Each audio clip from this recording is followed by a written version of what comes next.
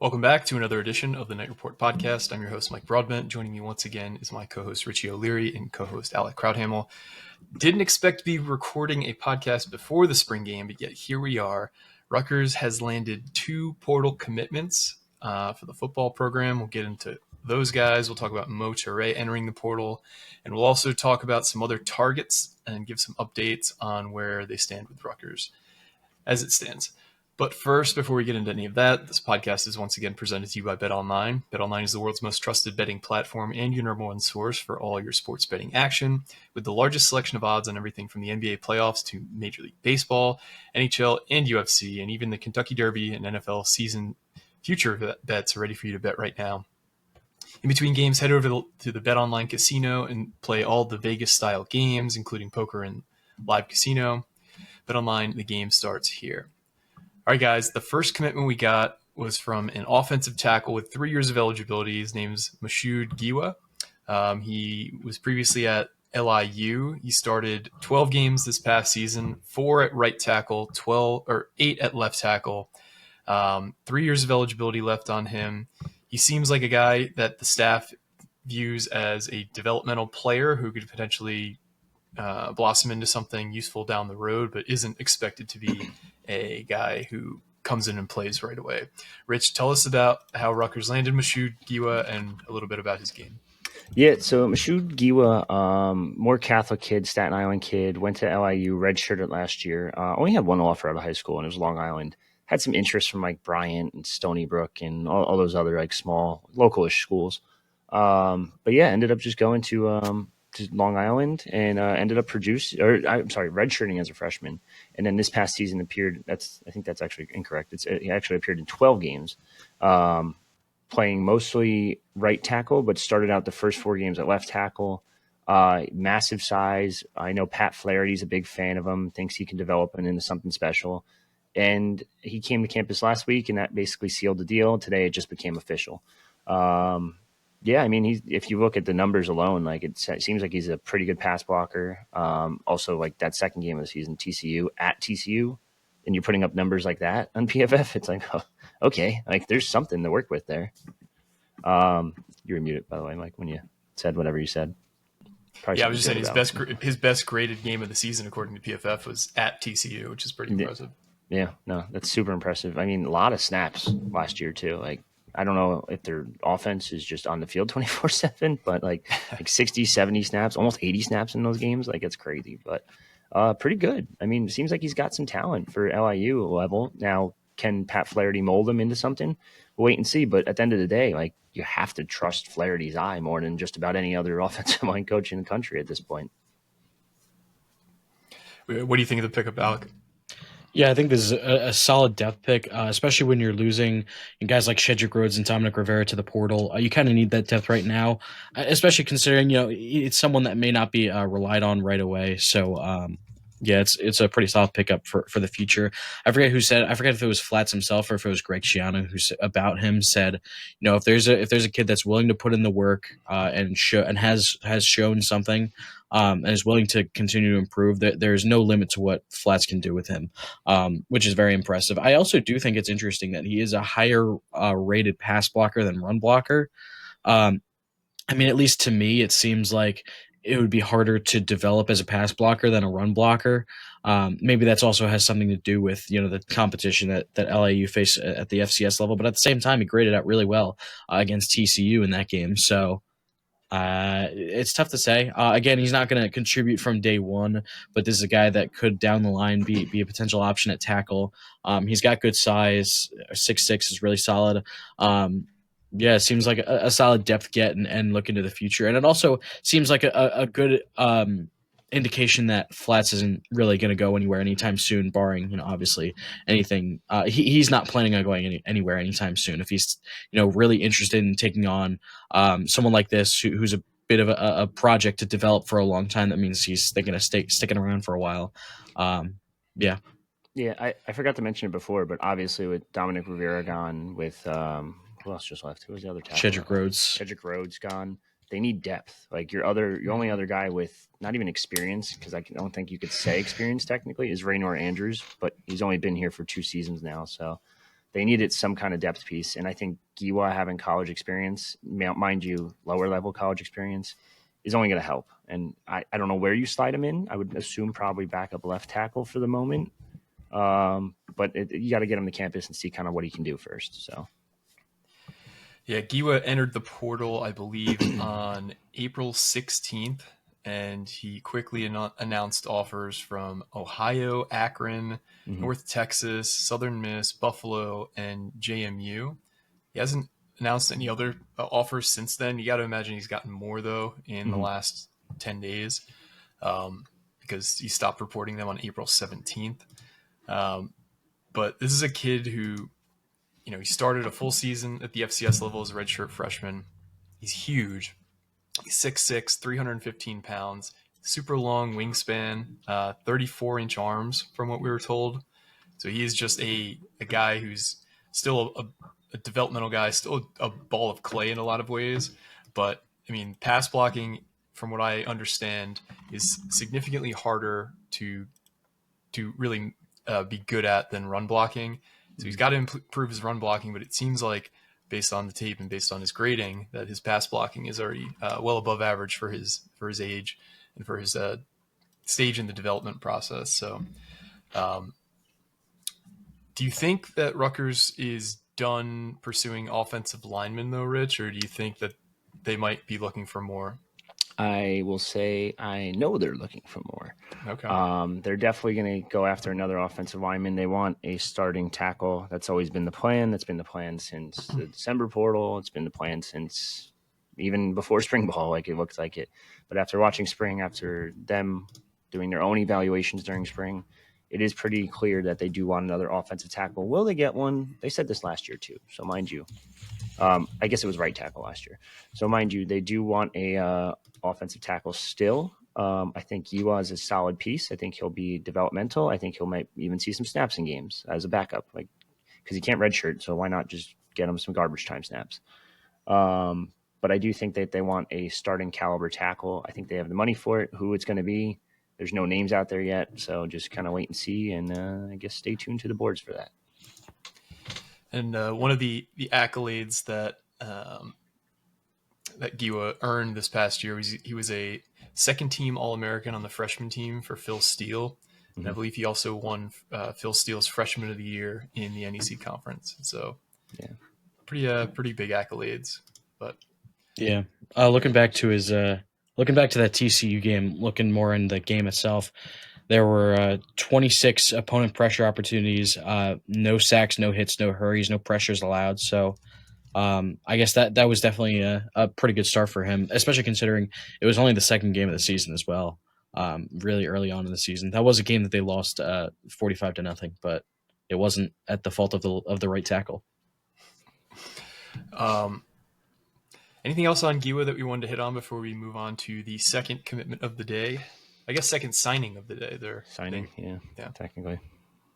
No, that's really it. I think it's a solid piece. It's depth. You guys wanted depth, you get depth. And I think it's also interesting. I think it's also interesting to bring in some depth guys, considering the conversations right now about roster limits with the House settlement, how it's more likely that they're going to be phased in rather than just put right into place right now. So you have more leeway to add some guys to the roster, so you don't have to worry. I'm not as well versed in it, but I don't think you have to worry about right now cutting down to 105 immediately. You guys can correct me if I'm wrong. Correct. Okay. All right, let's talk about the second signing of the day then. Rutgers got a signing from a defensive lineman, Oliver Billotte. He is a 6'4", 280-pound interior defensive lineman. Previously was at Kent State. He's from Clearfield, Pennsylvania. Went to Clearfield High School. Obviously here Kent State. Yes, he was recruited to Kent State by current Rutgers defensive lineman Colin Farrell. Got the existing relationship there. He's got 1 year of eligibility left. Rich, is this kid expected to step right in and be a starting level contributor? Is he depth? What's Rutgers see in Oliver Billotte? So he's actually on campus right now for spring game weekend, Rutgers Day weekend. I don't know what we call it, just whatever. Either way. Yeah, he's on campus right now. He's 6'5", around 280-ish. He's going to be a reserve guy. They wanted to add some more depth there, and it goes back to like what I said before with the tackle situation. They just want to add as much depth as possible. And like Alex said, the 105 is not going to be put in place. So now you can kind of work around and mess around and go back into the portal and find a bunch of different pieces now that help you build that depth. But it's not only building the depth, it's also, God forbid, something happens like last year where every single defensive lineman goes down, and now your defensive tackle is playing defensive end and this and that and mix and match. You now have guys that have experience. Now he's interesting. He can play either defensive tackle spot, they feel like. Colin Farrell obviously knows him pretty well. Clearfield High School, he was coached by Tim Giannacco, the father of Andrew Giannacco, the former Rutgers assistant coach under Greg Schiano at Rutgers, and then followed Greg to Tampa, and now is in the NFL at quarterback's job number like 7 or 8 at this point. Alec, you should know this by now. He's the Seattle Seahawks QB's coach. Yeah, he's a big Kubiak guy. Was in Minnesota and then New Orleans and all that. Yeah. Yeah, so there's a little bit of a connection there on top of the Colin Farrell thing. But he missed almost all of 2024, got hurt in game number 4 or game number 5 on the year, missed the rest of the season. But 2023, he had some solid grades, like nothing crazy, nothing like significant. I think his grades were mostly in the 60s and 70s. But his rotational piece, like they are very confident in the guys they brought in. I think Dengoe is going to play a serious role. Doug Blue Eli. Yeah. So pretty much a rotational piece. Really good tackling grades for a defensive tackle, which is solid. But the other grades are kind of meh at best. But yeah, I mean, he was a starting defensive tackle at Kent State. Now he's a rotational piece for you guys, or for Rutgers. Alec, what's your take on this pickup?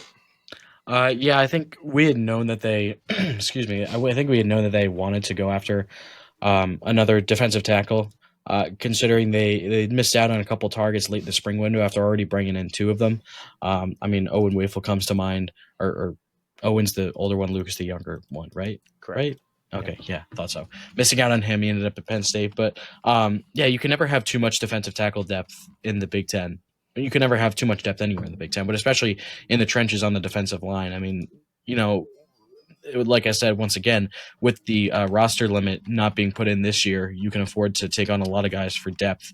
And granted, it was in limited games, but he had the 21st. He was tied for 21st in the MAC in PFF grades among defensive linemen. So he had some good games. Like a game against Tennessee, he actually graded out pretty highly on. Yeah, especially as a depth piece, this is definitely a good get as a guy who can, he's a versatile guy too, like Richie said, can play multiple spots on the defensive line. I think in the first game of the season for Kent State, he actually started at defensive end. So maybe a little bit of outside versatility as well. He's 6'4", 280, so some solid size. And you still got the summer to continue to grow into that as well, even though, I mean, he's just looking at him, he looks like someone that I wouldn't want to mess with. Just looking at his like player card picture, he looks like a grown man, and that's what they're bringing in on this defensive line. He didn't report any additional offers, but I'd be willing to guess that he had a significant number of them as well, because guys who are 22, 23 have played a lot of ball and are willing to step in and be a rotational piece are kind of few and far between at this point in the portal process. Now, yeah, he looks like somebody you don't want to fuck with by any means. Is there anything else on this kid before we talk about what else Rutgers might be up to in the portal, Rich? No, not really. I didn't go. Can you go back to those PFF grades? Apparently, he played against Georgia. I think it was 2023, and I wanted to look at that. I forgot completely to. I gotcha. To peek that one, but that's basically it. There's not anything really like significant to talk about him. Maybe it wasn't 2023. But it's Tennessee this year. And Penn State too. I didn't realize that. I should have known that. Uniquely qualified over here. He did play against Georgia in 2022. Oh, is that what it was? So he was young. The true freshman against Georgia.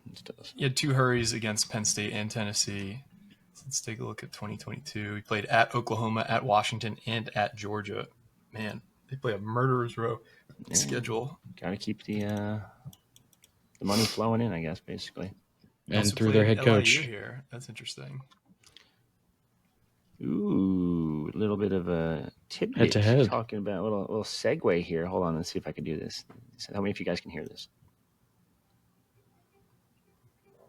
No. No, you can't hear that? What? No. Why can't I? Okay, try again. Yep. There we go. Yeah, nice. It worked. Oh, I did it again. Oops. We're learning. We're learning on the fly. Kamal Bonner, NC State transfer / safety / linebacker, was at Miami yesterday. Will be at Rutgers today or this weekend. Ooh. So Kamal Bonner. Let's pull him up. Bonner. Okay. Career 56 tackles last year. 23 solo, 7 tackles for loss, a sack. Plays linebacker / safety. He's around 215, 6'2". Interesting kid, Georgia kid. Formerly committed to Georgia Tech before NC State. Just got a text about this now, so still trying to, I guess, learn about that one. Okay, so Kamal Bonner, he is a linebacker. Played it. I love when these programs take down the profile pages. They of 4 players immediately. instantly. Such a dick move. So according to PFF, he has 37 tackles on his career. It didn't look like he played enough to have any grades in any of the games this past year. So he did have a sack. He might not have qualified for like a rank in terms of his grade, but he's definitely been graded. Let me pull up NC State stats here. Oh wait, is it because I got signed up? PFF signed me out, even though it was just on the site. What the heck, man? Damn. As we get more information on Bonner, that seems to be a position that Rutgers is intensely going after in this spring window, in part because of a move we'll talk about in a few. But Rutgers has offered a few other players at linebacker, one being Shay Taylor, the Ohio linebacker with 1 year of eligibility, Bradley Weaver's former teammate. Now, he was previously taking a visit to where was it, Rich? Charlotte. Well, he's at Charlotte right now, but he had taken a visit to Wake Forest. I want to say West Virginia. West Virginia. Okay, and I think Rutgers was in the running for a visit from him, but it sounds like another team that you cover swooped in and offered him as well. Talk about Shay Taylor as we get more information on Kamal Bonner. Yes, I am once again uniquely qualified here. Shay Taylor, Ohio University kid. Interesting scenario here. Like, he goes and visits West Virginia. They end up taking a different backer, so he ended up off their board. He goes and visits Charlotte. Charlotte, he'll start at immediately. He is I believe he's a Carolina kid. I got to double check on that one. I think he is though. No, he's an Ohio kid. Never mind. That doesn't make sense. Goes to visit Charlotte, just weird. But now he's planning to visit Penn State next week. At Charlotte, he'd probably be a starter. At West Virginia, he probably would have been a rotational piece. At Penn State, he's 100% a rotational piece. Like, their starters are basically locked in. But I feel like at Rutgers, due to future news that we will talk about in a little bit, probably might have been a starter at this point. So it is interesting, but his family is very high on Big Ten football. They are very high on the idea of playing for Penn State and very high on the idea of competing for a national championship. You can give me the eye roll. You can give me whatever you want. I mean, everyone on the boards is yelling at me because I said, and I agree with them. I don't think they win it, but they have a damn good shot. They're like 5th in odds. They just made the college football semifinals. Like, they'll probably get the playoff again. So either way, it sounds like Rutgers is now on the outside looking in. That being said, there is another linebacker thereafter in Michael Short. UNC transfer, 3 years left, I think it was, or 4 years left. I forget if he redshirted left. Yeah. Yep. Okay. So he didn't redshirt. Either way, he's from North Carolina. He goes to the same high school, or went to the same high school as Ben Black, the current Rutgers wide receiver, both in the 2023 class. After redshirting 2023, Short appeared in, I forget how many games it was, but 23 tackles on the year, 17 solo as a reserve. His agent, this is fun now because you get to talk to agents now, told me that he was scheduling visits to Rutgers, Pittsburgh, and Virginia Tech. As of right now, he's at Virginia Tech. There's a chance he doesn't leave that campus without a commitment. We'll wait and see. If he does leave and doesn't commit, then I could see Rutgers going getting a visit pretty quickly after that, probably next week sometime. So that kid would be more of a reserve guy, in my opinion, for Rutgers. And this is just all about building depth again. Like last year, you saw it with the linebacker core. One goes down, and you're like, oh, shit, here we go. Here's a random guy that hasn't played yet. And Giwa and Walker just fighting to see who can take the wrong angle first. Like now, mind you, Giwa developed into a very nice piece. So who knows? So Michael Short, he would be more of a backup developmental type guy if he came in. Shay Taylor obviously would be a starting level player if he came in. Obviously, he's likely not. So are they looking for two linebackers, or are they just trying to see what they can grab right now? I think they're definitely looking for at least one linebacker. I think if you can get two, you do it. If you can't, then it's weird because it's a totally different linebacker room. You were recruiting guys based off of Harris Simiak and Heatherman's philosophy. Now you're recruiting guys in totally Sparber and Rob Smith who might want a totally different backer. Now, mind you, like a guy like Giwa worked out pretty well last year. It's not like you're just going to go replace him because he's probably your best linebacker right now. But you make it work. So at that point, you kind of just try to find someone that fits that mold of that other backer that you can get. I think any position honestly is open for depth. I don't think they're specifically looking for, say, I shouldn't say quarterback. Or there's certain positions they're not going to go after. Like they're not going to go after quarterback. They're not going to go after running back. If there's a receiver in the portal that they have a connection to and has 3 years left, I think they could probably go out and get him if they wanted to, or a tight end even that has multiple years left, or a corner. And it's just always open for business, especially with that 105 not being put into place this year, it sounds like. So you just go get depth and go at it as much as you can right now.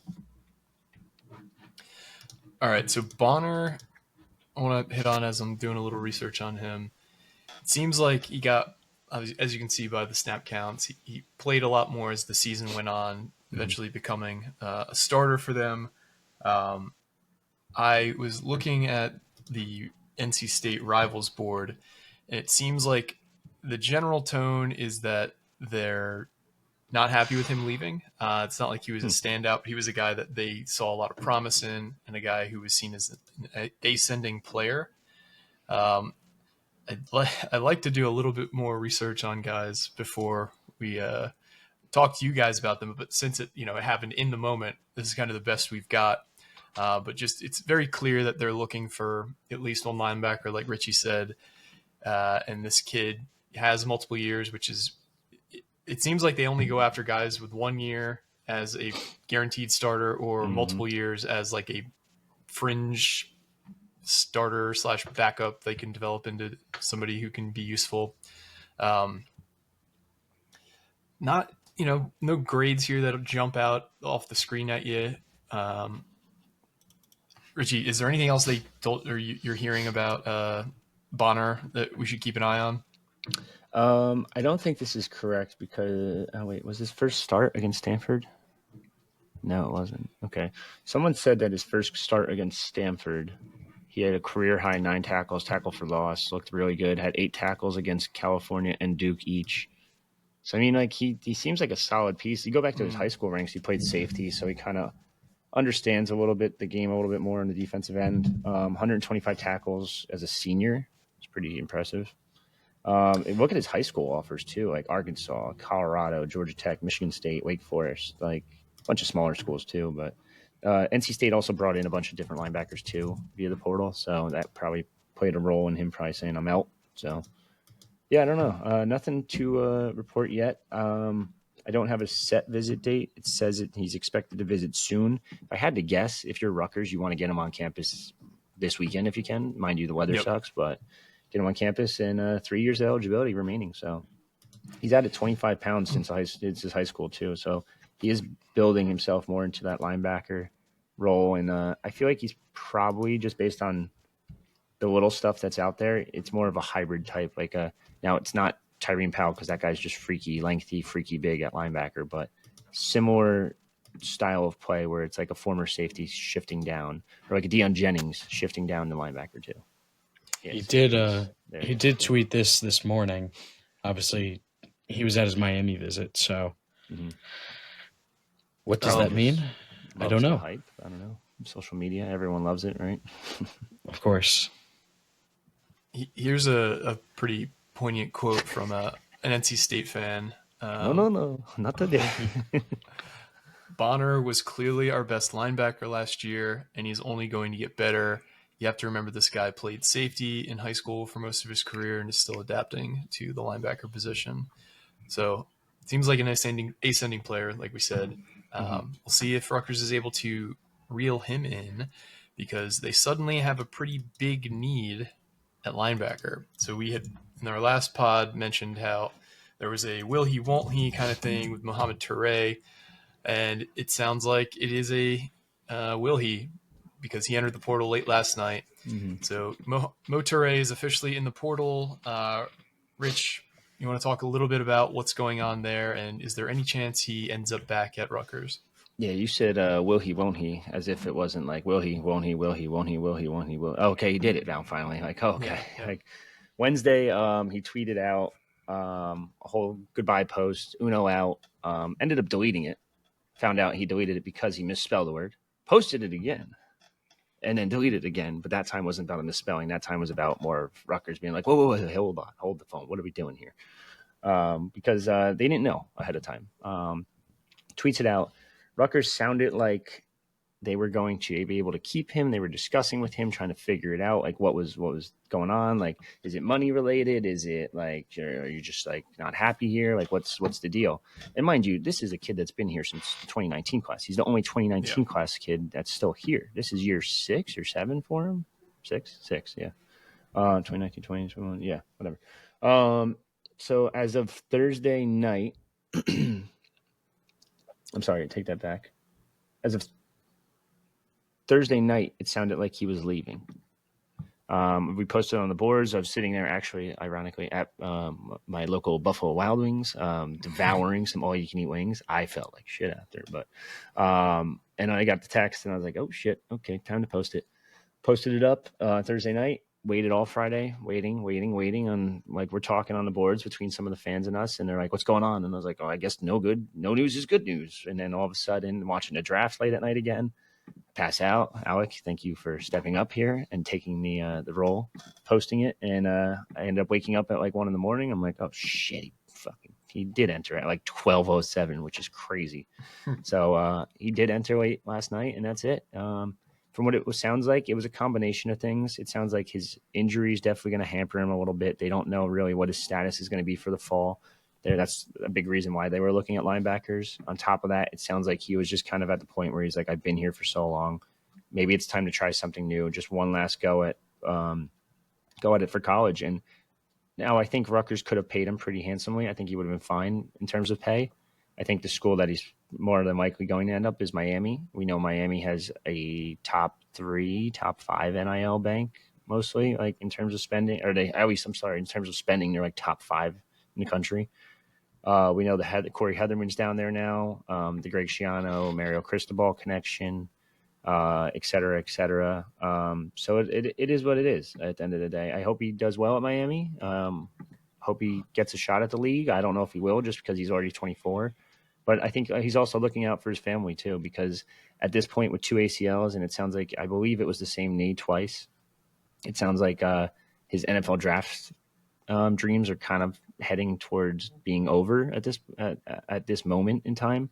Can he make the league? Sure, he still can. But as a 24-year-old with multiple knee surgeries, it's going to be very tough. So we'll see what happens in the future for him. I wish him nothing but the best. He does have to worry about his family at the end of the day. And if you can get a payday now, this might be his last chance at a massive one. So why not go get it? Yeah, you feel for Mo. I mean, it sounds like he's going through a lot, and I hope he finds happiness wherever that may be, if it's at Rutgers or elsewhere. And I hope he's able to get to the league, because he's been, one of the best locker room guys at Rutgers. He's been a leader. He's gone through more adversity than most guys who have come through the program. So I hope he's able to have a really good year, medicals check out, and able to get drafted next year. Hey, you know what? If he puts some good tape on board, anything's possible. I mean, we saw Tyler Shuck go in the second round last night, and that guy is 3 years older than I am. I saw something crazy that Tyler Shuck is getting reunited with Juwan Johnson, who they played together at Oregon 6 years ago. Giwa.and Johnson caught Drew Brees' record-setting touchdown pass. That's how long ago it was. Giwa.and Johnson has played in the NFL for 6 years, and a guy who just got drafted played with him in college. He was the same recruiting class as Trevor Lawrence, who's going into year 5. I mean, yeah, this is Mo's year 7. Like, it's just crazy. Like, he was recruited by Chris Ash. That's insane. Like, I don't get it, but I understand. I feel like this is like a Cliff Amore situation. It's like, hey man, dude, you put in so much time here. And it's not even Cliff Amore, because Cliff Amore only put in 4 years. This guy put in 6 at Rutgers. Yeah. Mind you, 2 of them, like, he ended up missing. He moved between linebacker and edge. And I'm curious to see how whatever team he ends up with, maybe Miami, maybe someone else. I could see Syracuse reaching out, but it sounds like Miami is going to be the destination. So I am curious to see how he ends up playing this year and how they use him too, and how healthy he is. If he's healthy enough, you bump him back down to edge rusher and let him go nuts, because we know edge rushers that are a premium in the NFL, so that's probably his best shot at getting drafted. Led the team in sacks in 3 out of his 5 playing years, 4.5 playing years, because I don't count that red shirt or the red shirt year really. So I mean, he's got talent. He's got a ton of talent. It's just a matter of being healthy. Yeah, I think he serves pretty well as like a 3. I don't remember exactly. I mean, I'm assuming Heatherman runs a similar defensive scheme, but like as like a 3-4 edge rusher, I feel like he would be really well suited. And I felt like he was improving in coverage. I mean, he had that interception against Ohio State 2 years ago. I mean, when he was fully healthy and on the field, he was definitely had the potential to be a game wrecker. So he'll definitely be missed on the field at Rutgers. I'm reading a bit more about Bonner as well as we're going through this to pick up any more nuggets. It seems like NC State is a little bit more than just a little upset that he's leaving. They're like devastated. He was arguably their best defensive player by the end of the year last season. He stepped in for one of their top linebackers who got hurt with the season-ending injury, and he became a starter midway through the year, and just really shined and got better every game. And it was described as an absolutely brutal loss for the Wolfpack. So, Rich, you said that he is going to visit Rutgers today, right? I'm looking. No, I don't know the exact date. Someone said it could be today, it could be early next week, but he will be visiting Rutgers next. Okay, so I guess it's a relatively good sign that he's leaving Miami without a commitment. It is at least a solid sign for Rutgers that they have a chance here. Yeah, the fact that I was looking at that tweet again. The tweet was at 9 a.m., something like that. 6 something, actually. Oh, was that like early? 6:45. Probably just leaving Miami then, if I had to guess. This text was at middle of recording, so like 11:03. So yeah, I would say that there's probably a good shot he's not committing to Miami if that's the case as of right now. Could it change? Sure, I'm sure Miami could just call him up and be like, "Yo, here's another $100K." Like, but Rutgers has money to fuck around with for football. See, this is where it's fun. Like, yeah, that's one way to put it. It's fun to be involved. Yeah, feel like you got a chance. Yeah, so. So that is all we've got for the pre-spring game pod. We are planning to come back after the spring game and record an instant reaction to the game, and also hopefully all the NFL draft will be done by then as well. We'll talk about where the Rutgers players landed, and we will have the results for the Rutgers NFL Draft Challenge early next week, because we want to give all the undrafted free agents time to sign, and it'll be who they sign with first, not who they end up starting the regular season with. So whoever they sign with out of this weekend will be the team that gets assigned to them. I just want to add that caveat as well.